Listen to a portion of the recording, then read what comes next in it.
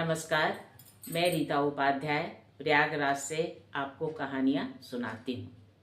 कहानियाँ सुनाने का मेरा उद्देश्य सिर्फ मनोरंजन नहीं है, वरन अपने गौरवशाली अतीत से सबका परिचय कराना है। अपने समृद्धशाली और गौरवशाली अतीत से आने वाली पीढ़ियों को भी अवगत कराना है। आइए हम कथा का श्रवण करें। पूर्व काल की बात है। अरुणास्पद नगर में वरुणा नदी के किनारे एक सदाचारी ब्राह्मण रहता था। वह बहुत ही सुशील था। एक दिन उसके मन में आया कि क्यों न मैं पूरी वसुंधरा का भ्रमण करूं।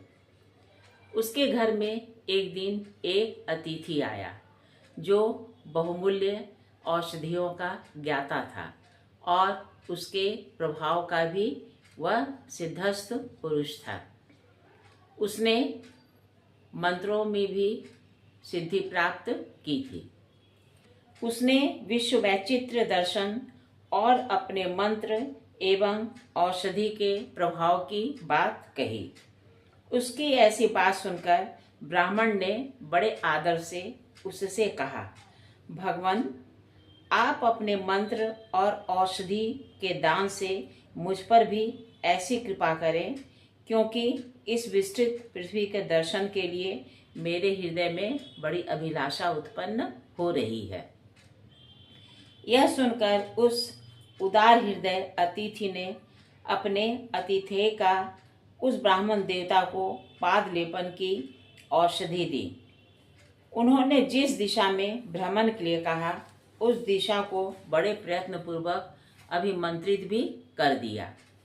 वह पादलेप लगाकर वे ब्राह्मण देवता अनेक निर्झर स्रोतों से सुशोभित हिमालय के दर्शन के लिए निकल पड़े। उन्होंने सोचा कि जब मैं आधे दिन में सहस्त्र योजन चला जाऊंगा, तब आधे दिन में लौट भी आऊंगा। बिना आयास प्रयास के वे हिमालय के ऊपर पहुंच गए और उसके धरातल पर विचरण करने लगे।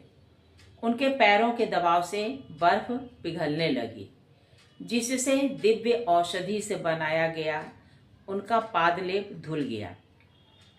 इसके बाद उनकी चाल ढीली पड़ गई और वे इधर उधर घूमने फिरने लगे।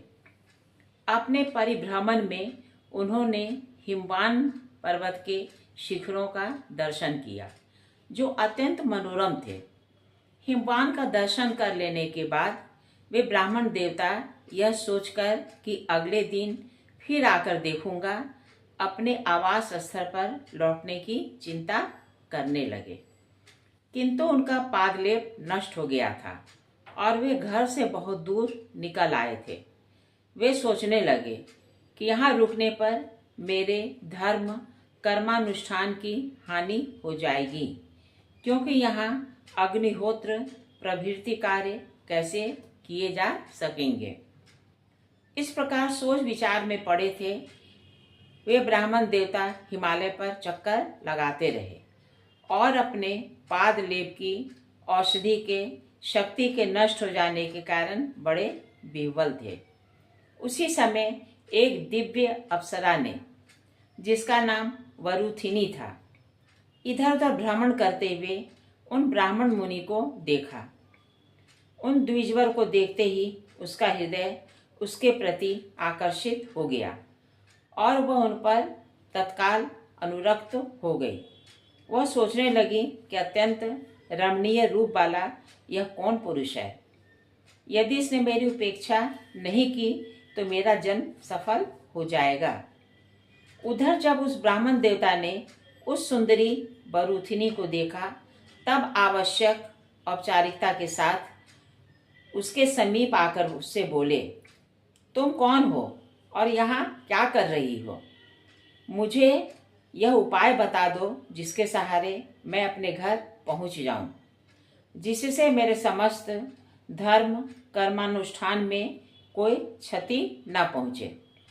क्योंकि यदि द्विजगण अपने नित्य तथा नैमित्तिक धर्मों का अनुष्ठान न करें तो उन्हें इहलोक और परलोक संबंधी बहुत क्षति पहुंचती है। इसलिए किसी प्रकार इस हिमालय से मेरा उद्धार करो।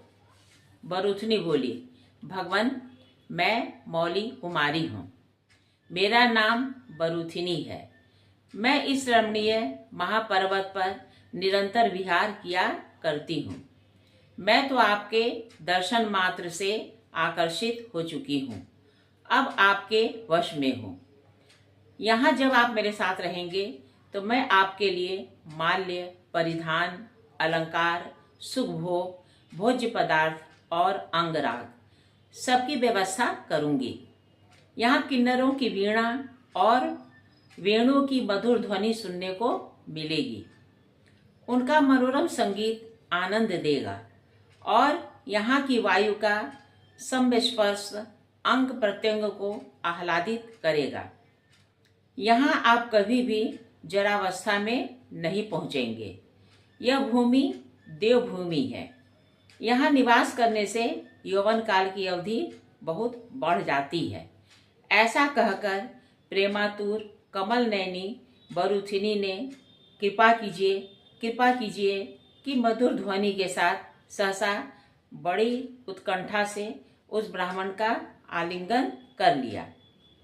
ब्राह्मण ने कहा, बरूथिनी, यदि तू सचमुच मुझसे प्रेम करती है तो मुझे वह उपाय बता दे जिसके सहारे मैं अपने आवास स्थल पर चला जाऊं। ब्राह्मण देव, आप विश्वास रखें, आप यहाँ से अपने घर अवश्य चले जाएंगे, किंतु कुछ समय के लिए मेरे साथ सुदुर्लभ विषय भोगों का आनंद ले लें। ब्राह्मण ने समझाया, अरे बरूथिनी, शास्त्र विषय भोग का विधान नहीं करते। विषय भोग इस लोक में तो क्लेशकारक है ही, परलोक में भी उनसे कोई सुफल नहीं मिलता। तब बरूथिनी ने प्रार्थना की, ब्राह्मण देवता, आपके बिना मैं मर रही हूँ। आप मुझे अपनाकर मेरे जीवन दाता बने। ऐसा करने से आपको परलोक में तो पुण्य फल मिलेगा ही, इस लोक में भोग ही भोग मिलेंगे। इस पर ब्राह्मण ने कहा, मेरे गुरुजनों का आदेश है कि पर स्त्री की कामना नहीं करनी चाहिए, इसलिए मैं तुमसे प्रेम नहीं कर सकता। ऐसा कहकर वे संयम चित्त हुए और शुद्ध होकर उन्होंने जल से आचमन किया। तदनंतर उन्होंने मन ही मन गार्हपत्य अग्नि को प्रणाम किया। तब गार्हपत्य प्रत्याग्नि देव उनके शरीर में प्रविष्ट हो गए। गार्हपत्य अग्नि के प्रवेश करते ही वे मूर्तिमान अग्निदेव के समान प्रकाश पुंज से चमकने लगे और उस स्थान को प्रकाशमय करने लगे। उस देवांगना ने जब उन ब्राह्मण कुमार के उस रूप को देखा तब उनके प्रति उसके हृदय में अनुराग का भाव भर उठा। वे ब्राह्मण कुमार, जिनका शरीर गार्हपत्य अग्नि से तत्काल अधिष्ठित हो चुका था, पूर्वत अपने घर जाने के लिए उद्यत हो गए। बरूथिनी उन्हें देखती ही रह गई, किंतु वे शीघ्र गति से वहां से चल पड़े और घर पहुंच गए। उधर देवांगना बरूथिनी का उन ब्राह्मण कुमार में अनुराग प्रतिक्षण बढ़ता ही गया। एक गंधर्व था जिसका नाम कली था।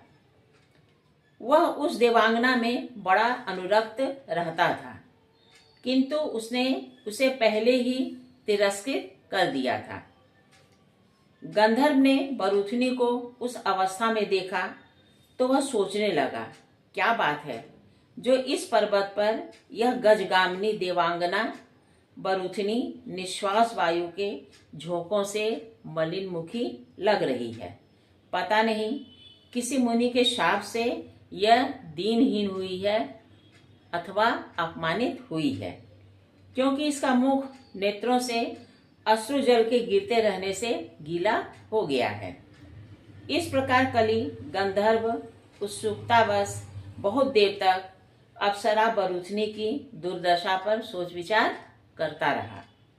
अंततः उसकी समाहित चित्तता के प्रभाव से उसे सब बातें ज्ञात हो गईं कि यह काम ब्राह्मण मुनि का है। तब उसे प्रतीत हुआ कि मानो उसके पूर्वार्जित पुण्य के फलस्वरूप उसके भाग्य ने ही उसके लिए यह सब बात बना दी है। उसने सोचा, मैं अनुरुक्त होकर बरूथनी से अनेक बार प्रेम याचना कर चुका हूँ, जिसने उसे विफल कर दिया है, किंतु अब वह मेरे लिए सुलभ हो जाएगी, क्योंकि जब मैं उस ब्राह्मण का रूप धारण कर लूंगा तब इसमें कोई संदेह नहीं कि वह मुझसे प्रेम करने लगेगी। ऐसा निश्चय करते ही उस कलिक गंधर्व ने अपने माया प्रभाव से ब्राह्मण का रूप धारण कर लिया और वहां जाकर घूमने लगा जहां बरूथनी बैठी हुई थी। उसे देखकर उस सुंदर तनवंगी बरूथनी के नेत्र कमल कुछ खिल उठे और वह उसके समीप जाकर बार बार कृपा करो की रट लगाने लगी और कहने लगी, मैं तुमसे परित्यक्त हुई अपने प्राण छोड़ दूंगी, इसमें संदेह ना करो। गंधर्व ने कहा, क्या करूं? यहाँ मेरे रहने पर धर्म कर्म के अनुष्ठान में हानि होती है और तुम ऐसी बात कर रही हो। मैं बड़े संकट में पड़ गया हूँ। अब मैं जैसा कहूँ वैसा तुम करो तो तेरे साथ मेरा प्रेम मिलन हो जाएगा, अन्यथा नहीं हो सकता। बरूथनी ने कहा, तुम मुझ पर कृपा करो, तुम जो कहोगे मैं वही करूँगी। मैं झूठ नहीं बोल रही हूँ, मैं निशंक होकर वह सब कह रही हूँ। यह समझ लो कि मुझे सब प्रकार से तुम्हारे वश में ही रहना है। समय बीतने पर वह गर्भवती हो गई। बरूथनी के गर्भ से एक पुत्र ने जन्म लिया, जो अग्निदेव के समान दैदीप्यमान था और सूर्य की भांति अपने तेज की किरणों से सभी दिग्भागों को आभासित कर रहा था। इसलिए वह स्वरोचित नाम से प्रसिद्ध हुआ। स्वरोचित ने विद्याधर इंदिवर की कन्या मनोरमा के साथ विधि पूर्वक विवाह किया। उसके बाद वह अपनी धर्मपत्नी मनोरमा के साथ उस उद्यान में गया जहां उसकी दोनों सखियां कलावती और विभावरी, जो पहले दो सुंदर कन्याएं थीं, मुनि शाप से कुष्ठ और क्षय रोग से पीड़ित हो गई थीं। आयुर्वेद के मर्मज्ञ एवं अपराजय उस स्वरोचित ने रोगनाशक औषधि और रसायनों के प्रयोग से उन दोनों कन्याओं के शरीर को निरोग बना दिया। अपनी अपनी व्याधियों से छुटकारा पा लेने के बाद वे दोनों कन्याएं परम सुंदरी तथा परम कल्याणी हो गईं। उन दोनों ने अपने को प्रसन्नतापूर्वक स्वरोचित को समर्पित कर दिया और उन्हें क्रमशः पद्मिनी विद्या तथा भूत प्राणियों की बोली बोलने तथा समझने की शक्ति प्रदान की। स्वरोचित ने दोनों कन्याओं का पाणी ग्रहण किया। तत्पश्चात वे अपनी प्रिय पत्नों के साथ रमणीय काननों तथा निर्झरों से विभूषित उस पर्वत पर विहार करने लगे। कालांतर में उन्हें 3 पुत्र उत्पन्न हुए। कुछ समय बाद धनुर्धर स्वरोचित वन में विहार करने गए। वहां एक मृगी ने उनसे आलिंगन के लिए अनुनय किया। स्वरोचित के आलिंगन मात्र से वह मृगी देवांगना रूप में परिणत हो गई और कहने लगी, मैं इस वन की देवी हूँ। देवताओं ने आपकी स्त्री रूप में मुझे नियुक्त किया है। आप मुझ पर एहसान करें और एक पुत्र उत्पन्न करें जो भूलोक का परिपालक हो। तदनंतर उस देवांगना के गर्भ से एक दिव्य लक्षणों से संपन्न तेजस्वी पुत्र उत्पन्न हुआ। स्वरोचित के पुत्र होने के कारण वह स्वरोचित मुनि के नाम से प्रसिद्ध हुआ। इनका समय ही स्वरोचित मनवंतर कहलाता है, जो द्वितीय मनवंतर है। मेरे श्रद्धालु श्रोताओं, कहिए आपको मेरे द्वारा कही गई यह कथा कैसी लगी। अगर अच्छी लगी हो तो कृपया लाइक और सब्सक्राइब कीजिएगा। नमस्कार।